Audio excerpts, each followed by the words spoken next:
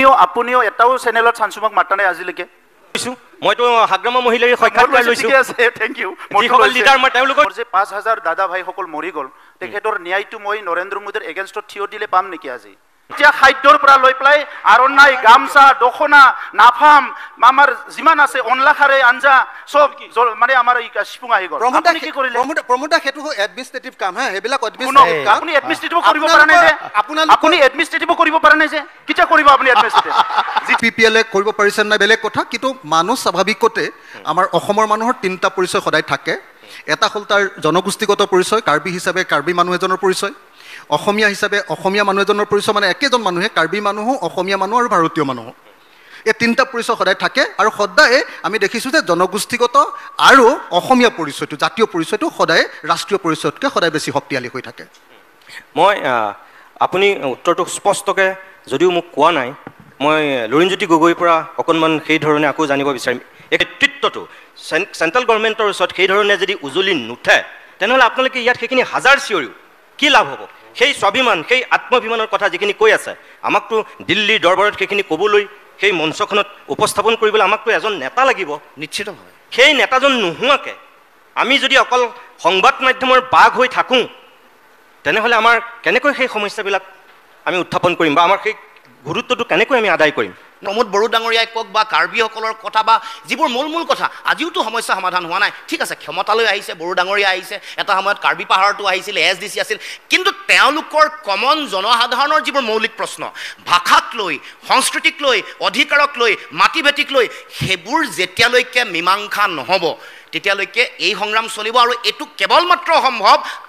আঞ্চলিক ৰাজনীতিৰ যোগেদি আৰু আঞ্চলিকতাবাদৰ যোগেদি এই কথাটো মই স্পষ্টকৈ কৈছোঁ আৰু এইটো মই ভাবোঁ মই বিশ্বাসী যে খুব সোনকালে নিশ্চিতভাৱে আঞ্চলিক দলৰ গুৰুত্ব দিল্লীলৈ আহিব এতিয়া যিটো আপুনি কৈছে গুৰুত্ব নাই গণপৰিষদৰ কোনো গুৰুত্ব নাই গণপৰিষদে চিঞৰা শব্দটো দিল্লীত গৈ খুন্দা মাৰিব নোৱাৰে মোদী ডাঙৰীয়া বা অমিত শ্বাহ ডাঙৰীয়াৰ ওচৰত সেইকাৰণে আমাৰ বিষয়বোৰ তেওঁলোকে ক'ব নোৱাৰিলে নাগৰিকত্ব সংশোধনী আইনখনে যে আমাক অন্যায় কৰিব এইটো ক'ব পাৰিব লাগিছিল তেওঁলোকে তাৰে কাৰণ 855জন শ্বহীদৰ ত্যাগৰ বিনিময়ত তেওঁলোকৰ তেজৰ চেকুৰাৰে পাৰ হৈ জন্ম হোৱা এটা দল তেওঁলোকে ক'ব পাৰিব লাগিছিল যে অন্যায় 43 বছৰ অতিৰিক্ত বিদেশী বোজা আমাক দিব নোৱাৰে আমি ইতিমধ্যে 20 বছৰ বোজা লৈছোঁৱেই দেশৰ হৈ লৈছোঁ মানৱীয়তাৰ দোহাই দি লৈছোঁ সমগ্ৰ ৰাষ্ট্ৰৰ হৈ লৈছোঁ আন্তঃৰাষ্ট্ৰীয় চুক্তি মানি লৈছোঁ এতিয়া আৰু আমি নোৱাৰোঁ এইটো ক'ব পৰা দমটো ৰিজনেল পাৰ্টিৰ লিডাৰৰ থাকিব লাগিব যিটো নাই কাৰণে আজি আপুনি মোক প্ৰশ্ন কৰিবলৈ সুযোগ পাইছে আহি থাকিব লগা দিনসমূহত আমাৰ যেতিয়া চৰকাৰ হ'ব আমি যেতিয়া আমাৰ আৱাজ দিল্লীলৈকে আহিব তেতিয়া এই বিষয়বোৰ জাতীয় জীৱনৰ এই মৌলিক বিষয় মৌলিক প্ৰশ্ন জাতীয় জীৱনৰ অধিকাৰক লৈ হোৱা যিবোৰ কথা বতৰা এইবোৰক নিশ্চিতভাৱে যুঁজিম আৰু এইটো আপুনি বিশ্বাস ৰাখক এইটো কেৱল মাত্ৰ আঞ্চলিক দলৰ যোগেদিহে সম্ভৱ প্ৰমোদ বড়ো ডাঙৰীয়া BTCৰ CM 3.5 বছৰ 4 দশক BTCত ৰক্তাক্ত আন্দোলন 4,500 লোক নিৰীহ লোক বা উগ্ৰবাদী বা পুলিচ অৰ্ধসামৰিক বাহিনী নিহত হৈছিল সেই আন্দোলনক বা সেই তেওঁলোকৰ যিবিলাক বড়োলেণ্ডৰ 35 লক্ষ বড়োলেণ্ডবাসীৰ আকাংক্ষাক বাস্তৱায়িত কৰাৰ কাৰণে 2020 চনত আমি ত্ৰিপাক্ষিক চুক্তি স্বাক্ষৰ কৰিছিলোঁ যোৱা 3.5 বছৰত বড়োলেণ্ডত মণিপুৰটো অকণমান দূৰত মই কৈছোঁ অসমৰ পৰা মণিপুৰ অলপ দূৰত বড়োলেণ্ড অসমৰ ভিতৰত বড়োলেণ্ডত যোৱা 3.5 বছৰত শান্তি প্ৰতিষ্ঠাৰ যি এক বিশেষ পৰিৱেশ ৰচনা হৈছে সেই কথাটো আমি নৈ কৰিব নাম্বাৰ 1 নাই হেতু কিন্তু মণিপুৰ কৈ নাই এটো অকল বিজেপি দিনৰ মণিপুৰ কবলগীয়া দিনত আৰম্ভ হৈছে মই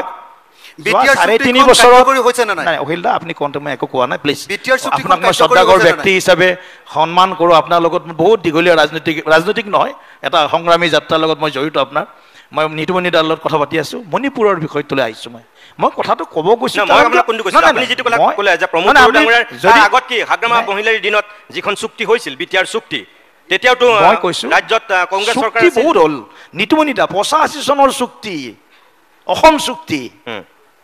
তাৰ পিছত আকৌ মই আপুনি আহিছে আকৌ 20ৰ চুক্তি আপুনি কৈছে শান্তি ঘূৰি আহিছে মই কৈছোঁ শান্তি ঘূৰি আহিছে আপুনি বড়োলেণ্ডত আপুনি যাওক 5খন জিলাত যাওক